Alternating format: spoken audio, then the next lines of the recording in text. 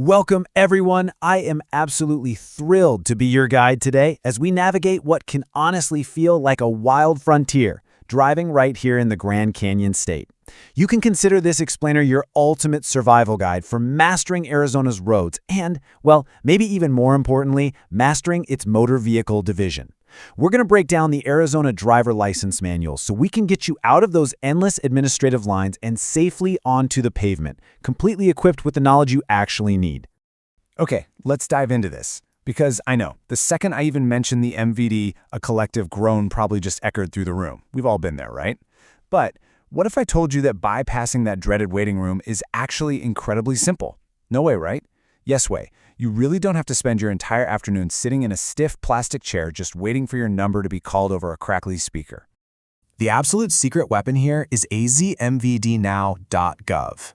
Get this, a staggering 2/3 of all MVD transactions can be done without ever leaving your couch. It's like a cheat code. We're talking about the big stuff too.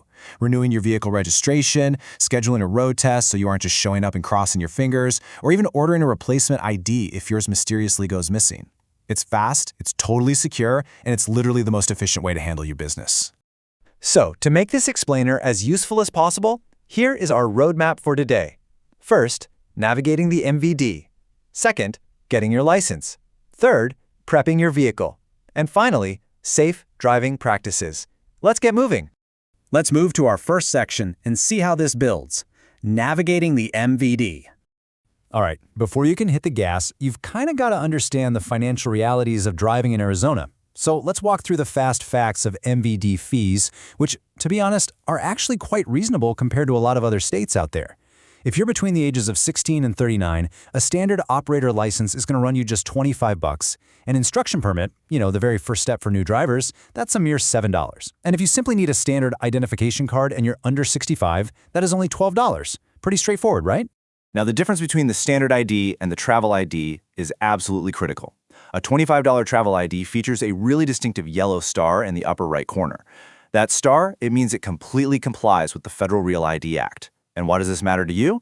Well, because by May 7th, 2025, you are going to need this federally compliant travel ID or a passport just to board a domestic commercial flight or even access certain federal facilities. Upgrading now? It's going to save you a massive headache later for sure. Moving right along to Section 2, getting your license. By the way, a quick tip for any new residents listening, bringing a valid out-of-state driver's license might actually waive the requirement for you to take the written and road tests here in Arizona. Talk about a win. Now for the parents watching, or, the eager teens, let's break down the Class G graduated license journey chronologically. It's a bit of a process. At 15 and a half years old, you can apply for an instruction permit.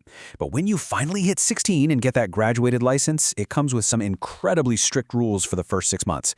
We're talking a midnight to 5 a.m. driving curfew and severe passenger limits. Basically, you cannot drive with more than one passenger under 18 unless they're your siblings or a parent is sitting right there in the front seat. Finally, once you hit 18, the whole shebang is yours and you can opt for the unrestricted operator license. But here's the thing, the crucial point to remember is that these graduated license rules are not just general suggestions. They carry incredibly high stakes. If a teen driver breaks these rules, the consequences escalate super rapidly. A first conviction means mandatory traffic survival school. Yikes. But a second conviction, that triggers an automatic 3-month suspension of your driving privileges. And a third conviction, that stretches the suspension to a full 6 months. It is just not worth the risk. Okay, Section 3. Prepping your vehicle. Because honestly, a safe ride is the absolute foundation of a safe drive. Let's shift gears from personal responsibility to the responsibility you owe your vehicle itself. In Arizona, we face some seriously extreme seasonal conditions. We're talking brutal summer heat, wild monsoon storms, and even winter snow up in the high country. To handle all those extremes, your tires absolutely have to be in top shape. And guess what? You don't even need a mechanic to check them. You can use the surprisingly simple penny test hack. All you do is take a penny, flip it so Abraham Lincoln's head is pointing down, and put it directly into the tire groove. If Lincoln's head isn't at least partially covered by the tread, your tread is too low. It's officially time to go shopping for new tires. And this brilliantly illustrates the progression for child safety inside the vehicle. Arizona law is crystal clear on this. Kids under the age of 8 must be properly secured in an appropriate child passenger restraint system. No exceptions. Furthermore, airbags can actually be extremely dangerous for young children, so kids 12 and under should literally never ride in the front seat. You always want to follow the proper progression steps, from infant seats all the way up to standard safety belts, to keep your most precious cargo perfectly safe. All right, we made it to section 4, safe driving practices, the real core of our journey today. We've actually arrived at the climax of our explainer. We've navigated the bureaucracy, we've gotten the license, and we've prepped the car. Now we're shifting our focus to actively mastering defensive tactics on the roadway itself.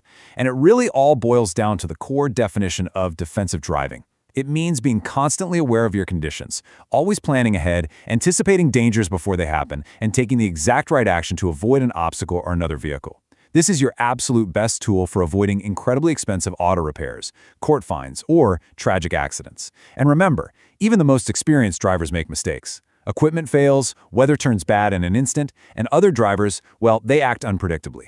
Your strongest defense is always your awareness. So what's the biggest enemy of that awareness? Distractions. I really need to be firm here. Holding or supporting a phone while driving is 100% illegal in Arizona, period. But, it's not just texting. Even minor, everyday distractions, like glancing down to read a GPS, leaning over to search for a dropped French fry on the floorboard, or turning around to tend to a fussy child, these take your eyes off the road just long enough to cause an instant crash. It happens that fast. To really protect yourself from the unexpected, you need space. So let's walk through how to create a proper space cushion using the 3 to 6 second rule. It goes exactly like this. Pick a fixed point ahead of you, like a speed limit sign or an overpass. When the car in front of you passes it, slowly count 1001, 1002, 1003, 1004. If your car passes that exact same point before you finish counting, you are following way too closely. Back off immediately to give yourself the reaction time you need. Speaking of space, I want to really emphasize one crucial number, 3. When you are sharing a lane with a bicycle, Arizona law strictly requires that you leave at least 3 feet of clearance between your vehicle and the cyclist. It is such a simple rule, but it's absolutely vital for protecting those who are just far more vulnerable on the road than you are in your 2-ton car. Now, what's really interesting about this is how we sometimes need to get back to the basics of driver communication. Classic manual hand signals aren't just, quirky relics from the past. They are vital, totally legal communication tools. If your electronic turn signals suddenly fail, or if you need to indicate a sudden stop in heavy traffic to the driver right behind you, you absolutely must know how to use your arm out the window to signal a left turn, a right turn, or a dead stop. Finally, let's paint a vivid picture of road hazards by talking about passing. You must know the absolute red flags of when passing another vehicle is strictly prohibited. Never, ever attempt to pass when there is a solid double line. Same goes for when you're approaching a blind curve or the crest of a hill where you just can't see oncoming traffic. Oh, and never pass when you're within 100 feet of a street crossing or a railroad crossing. Impatience in these specific zones is just incredibly, dangerously risky. So I leave you with this final thought to ponder. Are you truly prepared to hit the road safely every single time you turn the key?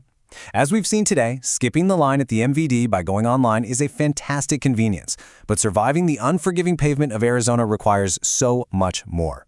It demands constant vigilance, proper vehicle maintenance, and a genuine commitment to continuous learning as a defensive driver. Thank you so much for joining me for this explainer, and hey, stay safe out there.